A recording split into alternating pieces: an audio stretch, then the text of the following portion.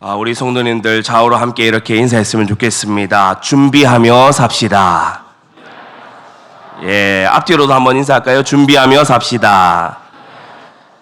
오늘 다윗의 인생 결산이라는 제목으로 하나님 말씀을 전합니다. 오늘 우리 교회에 처음 오신 분들도 많이 계시는데 참 주님의 이름으로 환영합니다. 여러분 인생의 결산의 때에 보람 있고 많은 상급이 있고 하나님 앞에 참으로 열매 있는 그러한 생애가 되기를 바랍니다. 하나님의 주권 속에 있는 나의 책임을 생각해야 되겠어요. 하나님께서 다윗에게 주권적으로 하나님이 부르셔서 왕이라는 책임을 맡기셨는데 다윗이 전반에 걸쳐서 이 왕의 책임을 잘 수행을 한 거 있죠. 우리는 하나님께서 하나님의 뜻대로 행하신다 이 주권을 여러분 부정하지 마시기를 바랍니다. 사람이 자기 마음대로 안 됐다고 막 이렇게 하는 것은요, 자칫 잘못하면 굉장한 불신앙일 수 있어요. 세상은 내 마음대로 돌아가야 되는 게 아니고 참되고 거룩하신 하나님 뜻대로 돌아가야 맞거든요. 그래서 참된 신자는요, 범사에 감사하는 겁니다.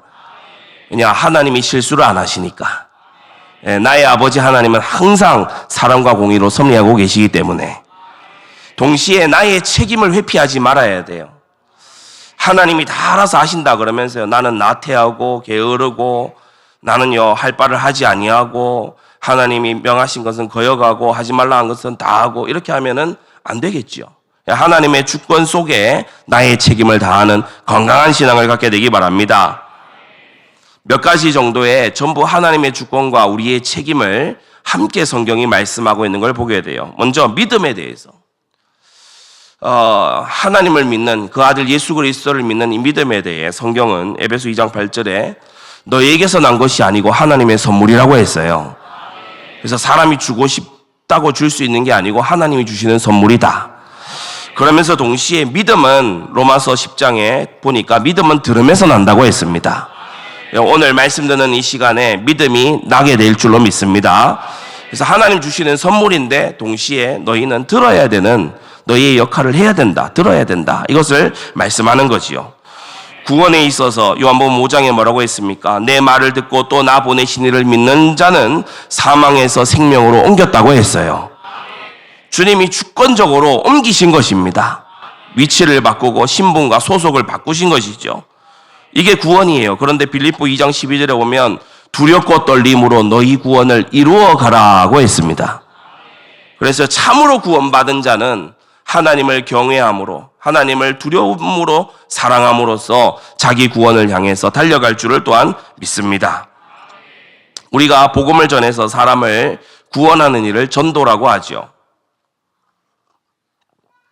교회에 출석해 하는 것은 이제 그 다음 일이고 하나님의 자녀가 되게 해주는 그것을 전도라고 합니다. 이 전도에 관해서도 역시나 하나님의 주권과 인간의 책임이 공히 가르쳐지고 있는데 사도행전 13장을 보니까 영생을 주시기로 작정된 자는 다 믿더라고 했어요. 하나님이 작정하신 자는 오늘 믿음으로 구원에 이를 줄로 믿습니다. 그러면서 로마서 10장에는 또다시 말하기를 전파하는 이가 없이 어찌 들으리요 라고 했어요. 복음을 전하는 자가 있어야 그것을 듣고 믿음으로 구원받을 자가 있게 된다는 것입니다. 여러분 교회에 오셨는데 교회는요 어떤 곳이냐? 내가 원해서 온 것 같아도 고린도전서 12장에 보니까 하나님이 원하시는 대로 지체를 각각 몸에 두신다고 했어요. 지체가 뭐죠? 손발, 손가락, 발가락 이게 지체입니다. 그래서 하나님이 원하시는 대로 너는 안디옥 교회의 손발이 돼야 되겠다. 너는 안디옥 교회의 발다리가 돼야 되겠다. 그래 붙이시는 분이 바로 하나님이시다. 하나님의 주권적인 역사다. 동시에 에베소서 4장 3절에 보니까 성령의 하나 되게 하신 것을 너희도 힘써 지키라고 말씀하고 있어요. 그래서 교회의 회원됨을 굳게 지키게 되기를 바라고 믿음의 그 고백을 신실하게 지키게 되기를 바랍니다. 교회 안에는 직분자들이 있어요. 이 직분은요 어떠냐? 충성되이 여기셔서 하나님이 주권적으로 직분을 주시는 것입니다. 나를 충성되이 여겨 내게 직분을 맡기신 분이 하나님이에요. 그런데 고린도전서 4장 2절에 보니까 맡은 자들에게 구할 것은 충성이라고 했습니다. 그래서 하나님이 맡기셨으니까 하나님이 다 알아서 하세요 이게 아니고 하나님이 맡겨주셨으니 우리는 충성을 내어놔야 돼요. 나를 왜 안 맡겨주냐? 하나님의 주권에 도전하는 그런 생각을 하지 마셔야 됩니다. 나를 왜 맡겼냐? 또 그러지도 말아야 돼요. 맡은 자들에게 구할 것은 다만 충성이다. 결혼에 관해서도요, 젊은이들이 오해하지 말아야 됩니다. 부모님들도 마찬가지예요. 결혼은 하나님이 짝지어 주신 것이라고 했어요. 하나님이 짝짓지 않으면요, 안 되게 돼 있는 게 결혼이에요. 예, 여러분 맞습니까? 하나님이 짝지어 주신 거예요. 여기에 대해서 부정하지 말아야 되고, 동시에 결혼 안에서 아내는 남편에게 복종하고 남편은 아내를 사랑해야 될 줄 압니다.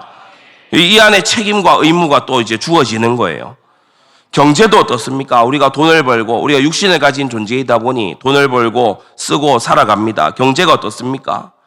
내가 열심히 해서, 내가 잘해서, 내가 번 걸로 생각할지 몰라도 신명기 8장에 보니까 그가 네게 재물 얻을 능을 주셨습니다. 지금 당장에 우리가 팔, 다리나 또 어떤 부분이 불편하게 되면요, 당장의 경제가 끊어집니다. 하나님께서 재물 얻을 능을 허락해 주시기 때문에 우리가 주님 지으신 땅에서 살아갈 수가 있는 것이다. 그러면서 주님은요, 하나님만 바라보고 있어야 되냐? 그게 아니라 엿새 동안은 힘써 네 모든 일을 행하라고 하셨어요. 그래서 주일은 온전히 예배드리는 날이고 엿새 동안은 너의 힘써 모든 일을 성실하게 행할 것을 말씀하고 있는 것입니다. 성경은 언제나 하나님의 주권과 우리의 책임을 함께 말씀해 주고 있어요. 기도에 대해서도 뭡니까? 구하기도 전에 있어야 할 것을 이미 알고 계신다고 말씀하고 있고요. 그래서 하나님은 주권적으로 모든 것을 섭리하고 역사하시기 때문에 우리가 기도하기 전에도 우리에게 무엇이 필요하고 그것이 왔을 때 유익할지 유익하지 않을지 하나님이 다 알고 계신다. 동시에 우리에게요, 구하라 그러면 너희에게 주실 것이라고 하셨습니다. 그래서 모든 것 다 아시는 하나님 앞에 기도하고 구하는 자 되시기를 바랍니다. 이사야 65장 24절에 그들이 부르기 전에 내가 응답하겠고 그들이 말을 마치기 전에 내가 들을 것이라고 하셨어요. 여러분을요, 누구보다 잘 알고 계시는 분이 우리 하나님이십니다. 왜 그렇습니까? 그분은 창조의 주님이기 때문에, 그분은 이 땅을 다스리시는 분이기 때문에 그렇습니다. 스가랴 12장 10절 내가 간구하는 심령을 부어주리라고 했어요. 새벽에 지난 일주일 동안요, 오늘 초청받아 오신 분들은 혹 잘 모르실 수 있지만 여러분을 인도한 옆에 앉은 분은요, 새벽에마다 나와서 여러분 위해서 기도했어요. 근데 새벽에 제가 이렇게 보잖아요. 인도하면서 보잖아요. 얼마나 간절하게요, 막 기도하는지 몰라요. 마음에 품고 기도하고요. 사람은 누구든지 참 밤잠보다 새벽잠이 달콤하지 않습니까? 근데 새벽을 깨워서 나와서 기도하는 거예요. 간구하는 심령을 부어주신 하나님의 은혜입니다. 자, 오늘 다윗의 인생 결산인데 1절에 보니까 다윗의 마지막 말이라고 했어요. 다윗의 유언이다. 다윗의 마지막 말이다. 크게 세 가지로 말씀을 보고자 합니다. 첫째, 다윗의 인생 결산. 다윗의 인생에 하나님이 많은 은혜들을 부어주셨어요. 세 가지로 우리가 볼 수 있는데 2절에 보세요. 높이 올리온 자, 야곱이 하나님께서 하나님에게 기름 부음 받은 자, 이스라엘의 노래를 잘하는 자, 이렇게 말했죠. 높이 올리온 자, 예, 맞습니다. 이 다윗은 자기 집안에서도 주목받지 못하던 막내였어요. 유명한 선지자, 그 당시의 목사님이죠. 사무엘 온다고 하는데 이 막내는 부르지도 않아. 이 정도로 존재감이 없던 사람이었어요. 그런데 하나님께서 이 다윗을 어느 날 부르시고 높이 들어주신 줄로 믿습니다. 그러면서요, 야곱의 하나님에게 기름 부음 받은 자라고 했어요. 다윗은 선지자 제사장 왕 중에 기름 부음은 선지자 제사장 왕에게 주는데 이 왕으로 기름을 부음 받았어요. 직분을 받은 거 있지요. 게다가 하나님은 이 다윗에게 천부적인 은사와 달란트를 주셨는데 이스라엘의 노래 잘하는 자라고 했어요. 그래서 이스라엘의 이름난 이른바 싱어송라이터, 작곡도 하고 노래도 하고 연주도 하는 그 자가 바로 다윗입니다. 두 번째로 다윗에게 특별히 주신 은혜가 있죠. 여호와의 신이 나를 빙자하여 말씀하시며 그 말씀이 내 혀에 있도다. 2절에 그렇게 말씀하고 있어요. 다윗의 인생과 그가 부른 노래는 특별 계시의 성격을 지닌 성경 말씀이 됐습니다. 그 어떤 왕도 그 어떤 노래 잘하는 자도 누릴 수 없었던 특별한 은혜를 다윗이 누렸던 거예요. 오늘날 저와 여러분들이 노래 멋진 거 작곡했다고 해서 그게 어찌 성경이 되겠습니까? 근데 다윗의 노래는 성경이 된 거 있죠. 다윗은 왕의 자리보다 하나님의 말씀에 충만한 자리를 더 중요하게 보았습니다. 그의 유언에서 하나님이 나를 낮은 자리에서 높이 들리셨다. 내게 직분을 주셨다. 내게 은사를 주셨다. 그러면서 그 다음에 바로 하는 말이 뭐냐 하면 하나님의 말씀이 나에게 있다. 내가 왕으로서 어떤 나라를 정복했고 내가 막 이만큼 군사를 가졌고 다윗이 유언으로 그걸 한 게 아니고 하나님의 말씀에 충만한 자리가 자신의 왕의 지위보다도 다윗은 더 중요하게 발견됐던 거예요. 이 은혜가 우리 모두에게 있기를 바랍니다. 다윗의 인생을 돌아보건대 모든 것이 은혜인 인생이에요. 은혜라는 찬양을 아십니까? 모든 것이 은혜. 모든 것이 은혜. 한없는 은혜. 그렇게 노래하고 있죠. 처음부터 끝까지, 시작부터 마지막까지 하나님의 은혜로 우리의 인생이 가고 있음을 우리 깨달아야 되고요. 하나님께서는 은혜가 넘치셔서 하나님을 모르는 자들, 심지어 하나님을 향해 손가락질하는 그 자에게도 하나님은요, 오늘도 해를 띄워주시고 비를 내려주시고 그의 생명의 연한을 연장시켜 주시는 것입니다. 모든 것이 은혜인 것을 깨달은 다윗이었어요. 큰 두 번째입니다. 다윗에 대한 하나님의 결산이 이어서 이제 3절부터 나옵니다. 이스라엘의 하나님이 말씀하시면 이스라엘의 바위가 내게 이르시기를 사람을 공의로 다스리는 자, 하나님을 경외함으로 다스리는 자여, 이렇게 말씀했어요. 하나님이 두 가지에 대해서 결산을 하십니다. 첫째는 직분에 대해 결산하세요. 왕이라는 직분을 하나님이 주셨잖아요. 내가 주권적으로 너를 왕으로 삼았는데 내가 부여한 책임을 다 했니? 그것을 결산하시는 거죠. 하나님이 보실 때 다윗은 사람을 공의로 다스리는 자예요. 여러분, 오늘날까지도 우리가 정치 세계 안에서 얼마나 공의가 위협받고 있는 걸 봅니까? 내 편이면 무죄고 남의 편이면 죽여야 되는 유죄고, 오늘날 얼마나 그런 것을 많이 봅니까? 그러나 다윗은 공의로 다스리는 자였어요. 여러분, 마땅히 다스림은 통치는 공의로 말미암아야 될 줄 압니다. 그러면서 동시에 다윗은 하나님을 경외함으로 다스리는 자였어요. 다윗은 하나님 앞과 사람 앞에서 신실한 왕이었어요. 하나님은 주권적으로 다윗을 높여주셨고 다윗은 이 부르심을 받들어 충성을 다했던 것입니다. 여러분 인생의 마지막에도 이렇게 직분에 대한 충성이 남게 되기를 바랍니다. 그러면서 작은 두 번째, 부르심에 대해서 결산을 하고 있어요. 하나님께서 낮은 자리에 있던 자를 높이 들어주셨죠. 다윗이 그에 걸맞게 산 겁니다. 낮은 자리에 있는 자를 높이 불러올렸더니 거들먹거리고 교만하고 남을 무시하고, 야, 나는 왕으로 부름받았는데 넌 뭐냐? 이렇게 산 게 아니라 다윗이 부르심에 합당하게 살았어요. 많은 사람에게요, 아침을 선사하는 돋는 해 아침비처럼 살았어요. 여러분, 누군가에게 돋는 해 아침비처럼 사시기를 바랍니다. 구름 없는 아침처럼요 산 거예요. 그래서요, 가릴 것이 없고 숨기는 것이 없이 구름 없는 아침처럼, 비 후에 광선으로 땅에서 움이 돋는 새풀처럼 그렇게요 많은 사람들에게 희망을 주면서 그렇게 산 것입니다. 우리가 사람을 만나면 희망이 있고 그리고 아주요 힘을 주는 이런 사람이 있어요. 이런 사람 싫어하는 사람 아무도 없습니다. 사람을 만났는데 자꾸 이렇게 조심하게 되고 경계하게 되고, 그리고 자꾸 이렇게 뭐냐 하면 나를 이상한 데로 막 끌고 가는 것 같고, 그러면 사람을 굉장히 경계를 하게 되죠. 다윗은 어떠냐? 그를 만난 사람들이 새풀이 돋아나는 것처럼 그렇게 생명력을 보고 느낄 수 있는 그런 사람이었다. 여러분, 이런 생명의 전달자들, 생명력의 사람들이 되시기를 바랍니다. 다윗이 말합니다. 내 집이 하나님 앞에 이같지 아니하냐? 예, 그렇죠. 다윗의 가문은 원래 위에 올라가 보면 모압이라고 하는 그 이방 지역에서 하나님 모르던 그런 우상 숭배하는 민족에서 이제 시집온 룻이라고 하는 한 명의 여인으로부터 시작을 하게 돼요. 이 룻이 오벳을 낳고 오벳이 이새를 낳고 이새가 다윗을 낳았거든요.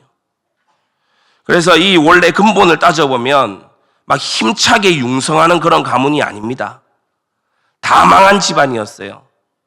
룻기를 보게 되면 룻과 나오미가 완전 거지로 이제 인생을 다시 시작하는 걸 볼 수 있죠. 그런 집안이었지만 다윗의 가문은 힘차게 융성하는 그러한 집안이 된 겁니다.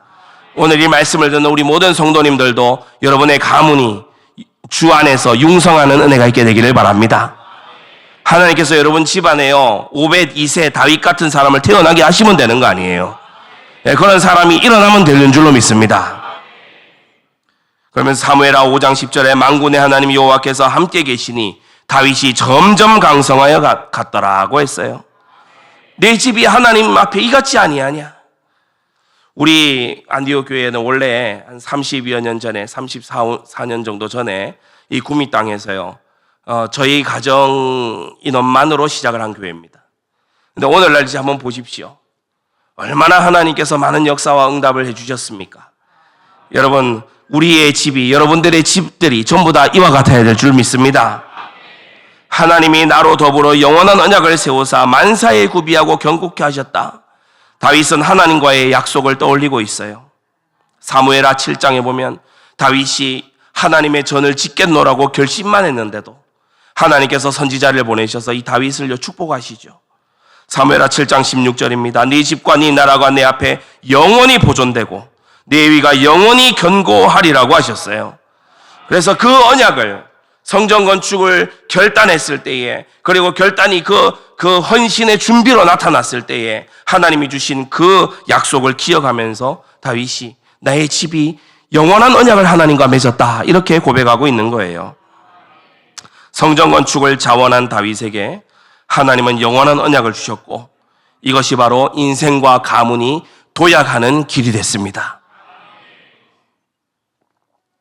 하나님을 만난 인생은, 하나님께 마음에 든 인생은 반드시 그 인생이 걸음더미처럼 시작했을지라도 도약하는 은혜가 있습니다. 그러면서 다윗이 앞날을 소망하면서 기도합니다. 나의 모든 구원과 나의 모든 소원을 어찌 이루지 아니하시랴. 여러분, 유언을 할 때 뭔가요, 허탈하고, 그리고 삶의 회한이 느껴지고, 지난 날을 돌아봤을 때 후회 막급하고, 내가 돌아보니까 후회스러운 것밖에 없다, 한숨 푹푹 쉬면서 다윗은 그런 유언을 하지 않았어요. 나의 모든 구원과 나의 모든 소원을 어찌 이루지 아니하시랴. 다윗은요, 소망에 찬 마지막을 산 거예요. 지난 날의 구원의 역사들은 앞날에 대한 확신을 주는 것입니다. 이제까지 하나님께서 내게 오신 것을 볼 때 앞으로도 하나님께서 놀라운 일을 해가실 것을 내가 안다는 거예요. 다윗의 시편의 기도는요, 그의 자손으로 오신 우리 주 예수 그리스도 안에서 온전히 성취된 줄로 압니다. 많이 있지만은 세 가지만 예를 들어 설명을 드리면, 예수님이 성전에 올라가셨을 때 어린아이들이 막 이렇게 예수님을 기뻐하고 찬송한 거예요. 그래서 바리새인들이 싫어했어요. 유대인들이 조용히 하라고, 어린이들은 조용히 하라고. 그렇게 할 때에 예수님께서 마태복음 21장에 시편 8편을 인용하시면서 말씀하시죠. 주의 대적을 인해 어린아이와 젖먹이 입으로 권능을 나타내신 것이다. 이게요, 시편에 다윗이 미리 노래한 거예요. 근데 예수님께 그대로 성취된 줄로 믿습니다. 예수님이 이 말씀이 성취된 거다. 십자가 위에서 예수님께서 나의 하나님 어찌하여 나를 버리시나이까. 우리의 죄짐을 다 지고 예수님이 버림당하시는 그것을요, 예수님이 처음 말씀하신 게 아니라 시편 22편 1절에 다윗이 먼저 고백했어요. 다윗의 그 쏟아져 나온 시편은 예수 그리스도 안에서 성취된 겁니다. 우리 주님은 십자가 위에서 다윗의 시편을 노래하셨어요. 그러면서요, 부활한 이후에도 시편 16편을 보면 내 영혼을 음부에 버리지 아니하시며 주의 거룩한 자로 썩음 당치 않게 하실 것이다. 이 말씀을 가지고 예수님의 제자들이 예수님의 부활을 설명한 것을 볼 수 있죠. 그래서요, 다윗의 시편의 기도는 그의 자손 안에서요, 나의 모든 구원과 나의 모든 소원은 어찌 이루지 아니하시랴. 예, 다윗의 자손을 통해 다윗의 소원이 이루어졌습니다. 마지막 세 번째로, 내게도 결산의 날이 온다는 것을 오늘 우리는 생각해야 됩니다. 다윗에게만 아니라 오늘 저와 여러분들에게도 결산의 날은 하루하루 다가오고 있음을 생각하십시오. 나는 준비되어 있는가? 사람들은 다 준비합니다. 입시도 준비하고요. 결혼도 준비합니다. 요즘 우리 교회에 결혼하는 청년들이 거의 매주에 지금 걸쳐 결혼을 하고 있는데 결혼 준비하는 거 보면은 참 일생에 한 번만 해야 되지 두 번은 못할 일이다. 예. 결혼 준비 신경 써야 될 게 많죠.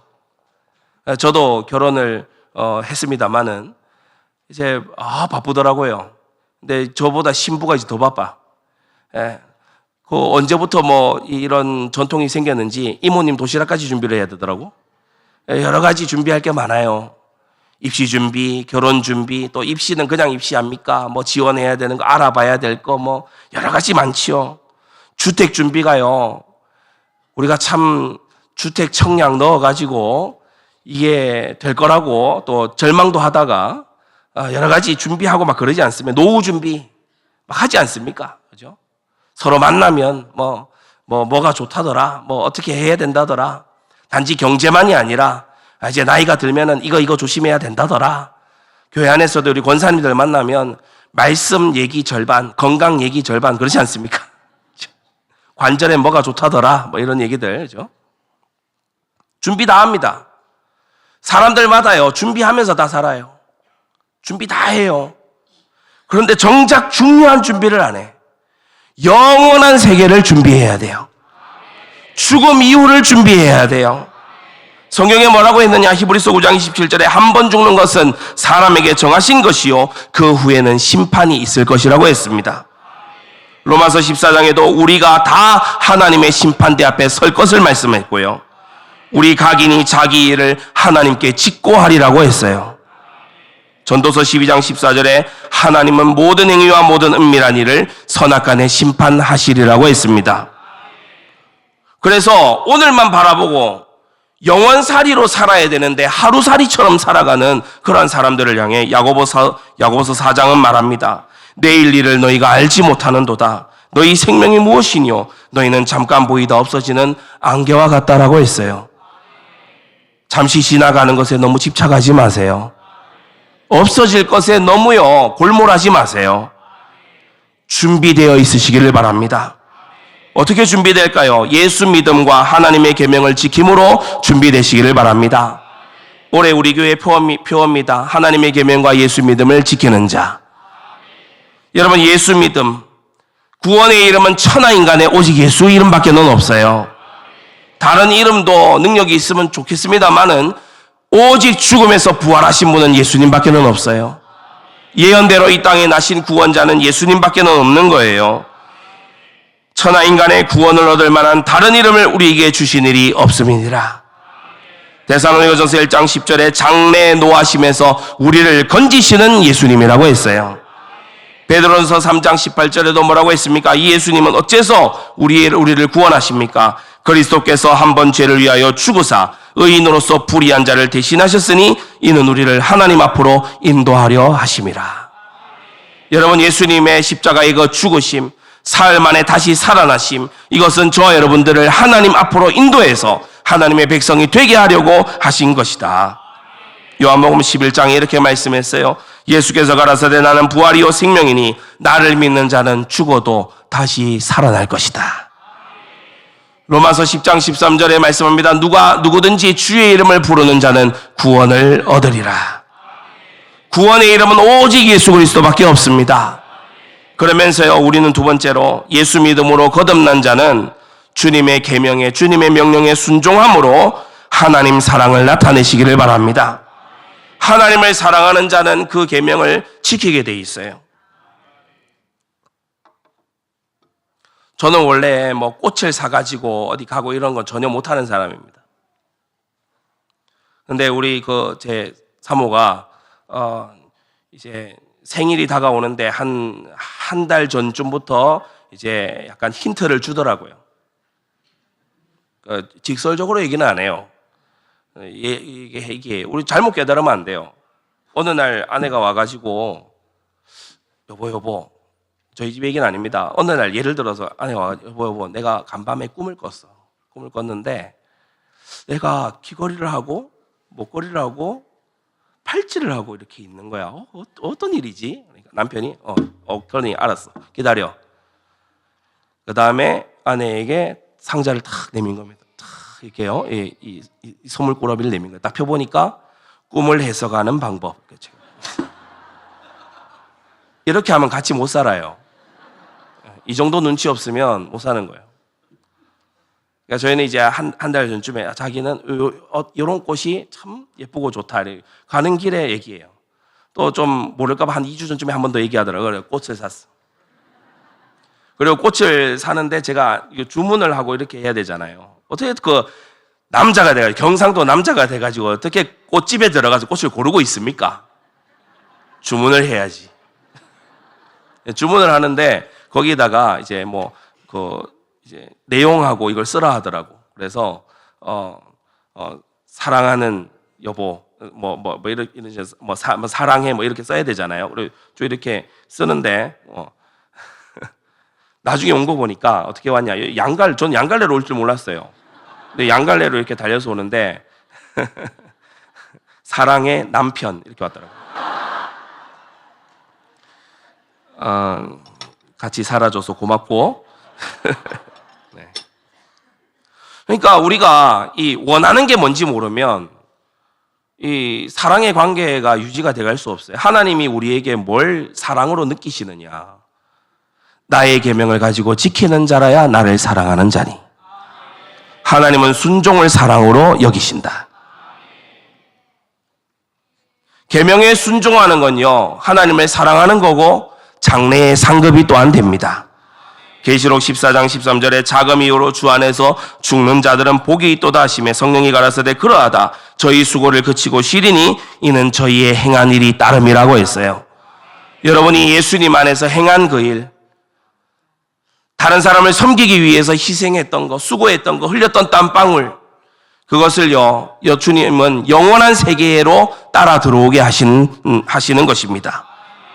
계시록 22장에도 내가 줄 상이 내게 있어 각 사람에게 그의 일한 대로 갚아주리라고 했어요. 여러분이 하나님의 일에, 주의 일에 더욱 힘쓰는 자들 되시기를 바랍니다. 결론입니다. 그 날이 오기 전에, 마지막 날이 오기 전에, 전도서 12장 보니까 너는 청년의 때 곧 공고한 날이 이르기 전 나는 아무 낙이 없다고 할 때가 가깝기 전에 너의 창조자를 기억하라고 하셨어요. 흙은 여전히 땅으로 돌아가고 신은 그 주신 하나님께로 돌아가기 전에 저의 창조주를 기억하라고 했습니다. 이 말씀으로 승리하게 되시기를 주 예수님의 이름으로 축원합니다. 잠깐 기도하고 우리 새 가족을 위해서, 오늘 처음 오신 분들을 위해서 복음 메시지 시간을 갖도록 하겠습니다. 기도합니다. 거룩하신 아버지 하나님, 은혜를 감사합니다. 우리의 남은 날을 계수하게 하여 주시옵시고 우리가 참으로 하나님 앞에 우리에게 맡겨주신, 주권적으로 맡겨주신 그것에 책임을 다하는 우리가 될 수 있도록 은혜 베풀어 주시옵소서. 마지막 때를 예수 믿음과 하나님의 계명을 지킴으로 준비하는 주님의 백성들 되도록 은혜 내려 주시옵소서. 예수 그리스도의 이름으로 기도드리옵나이다. 아멘.